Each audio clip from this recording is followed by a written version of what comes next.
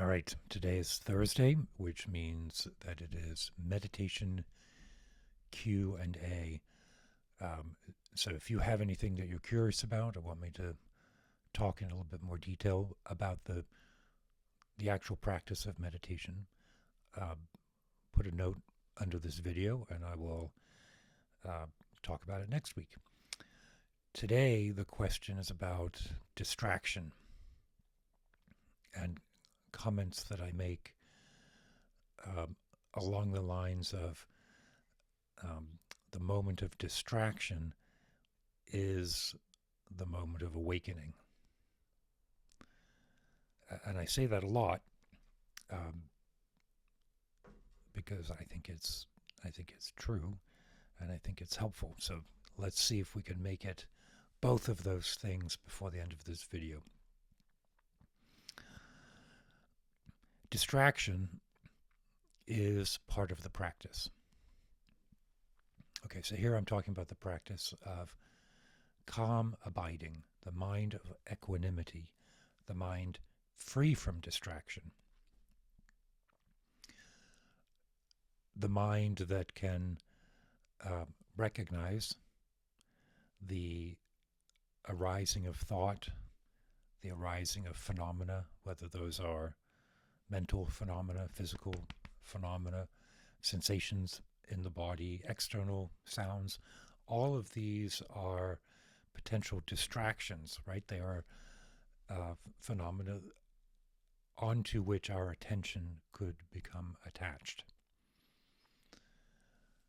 In the calm abiding practice, our intent, our aspiration is to allow sort of the free, unmodified upwelling of phenomena without manipulating those phenomena, without labeling good or bad or naming them, um, recognizing that those kinds of uh, levels, those stages of feeling, sensation, good or bad, or definition, like I'm angry or I am happy or I'm hungry, those are narrative elements that are put on top of the experience.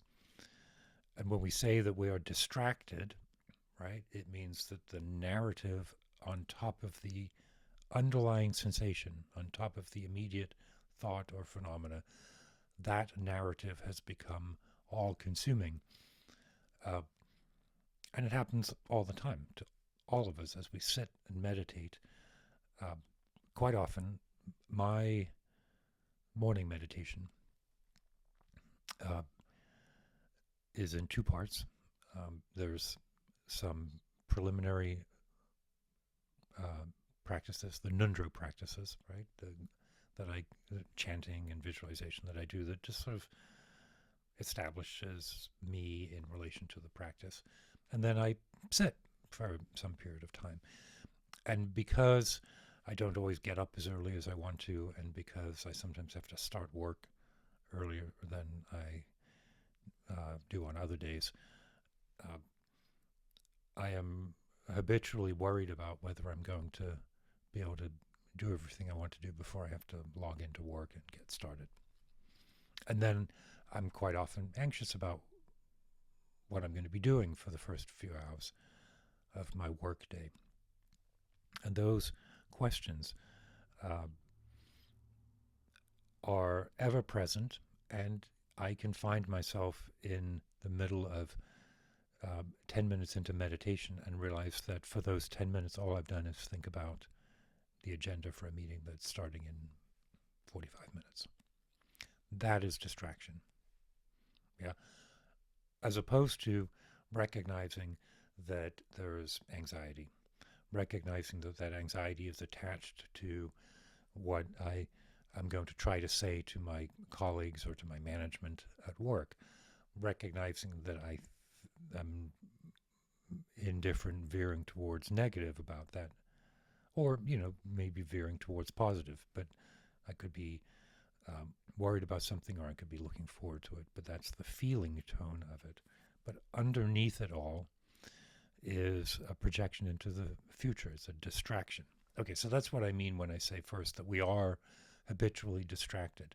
There's nothing wrong with that. It's the nature of our, the fundamental kind of activity of our daily brain, the small mind.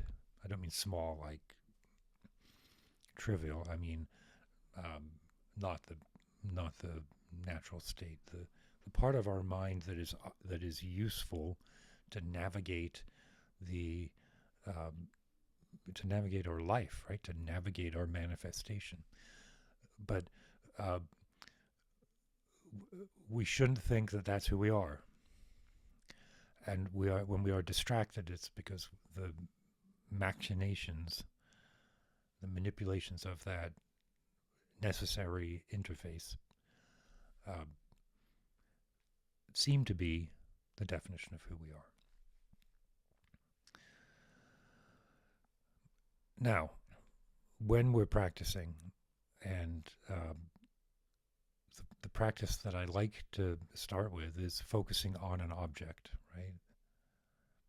In either the breath or a mandala, something, an object, a point on the wall, something that you are saying that you're going to pay attention to that object.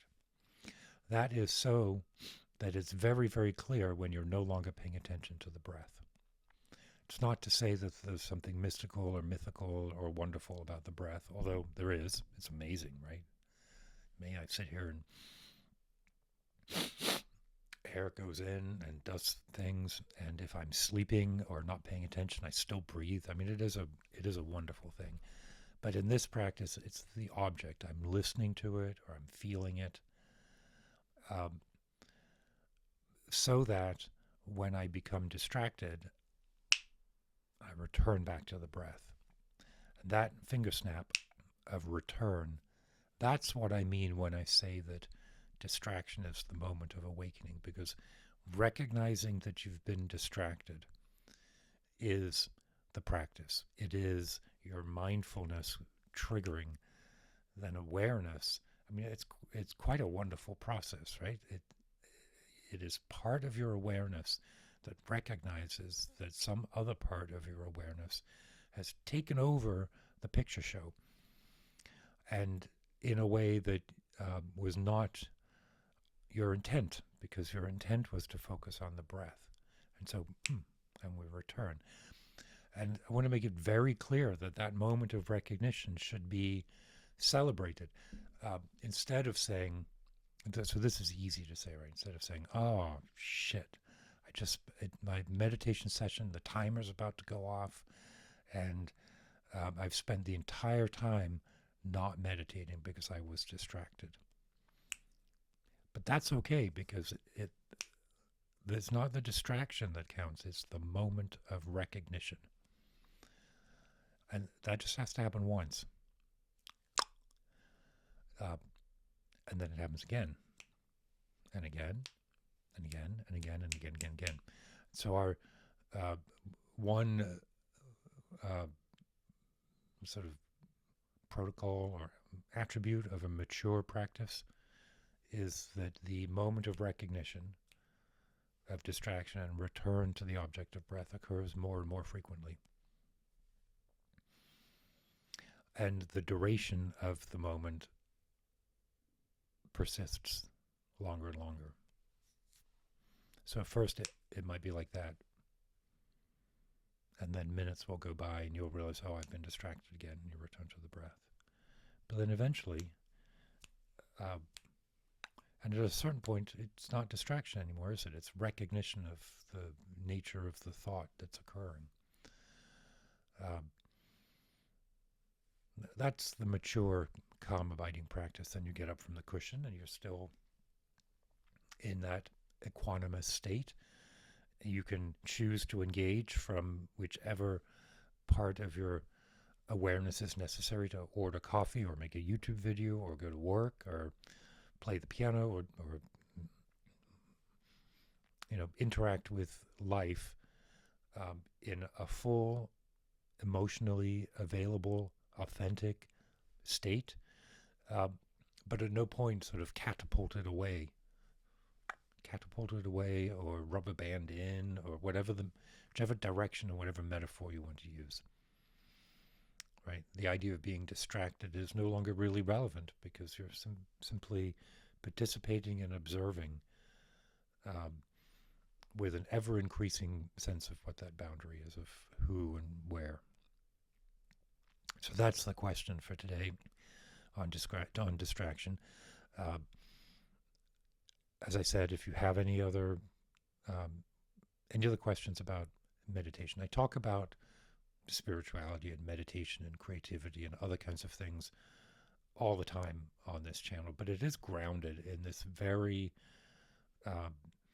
very stable, very necessary technique of meditation, and I'm happy to answer questions or talk more about it. So, with that, keep your wits about you, and I look forward to hearing your questions.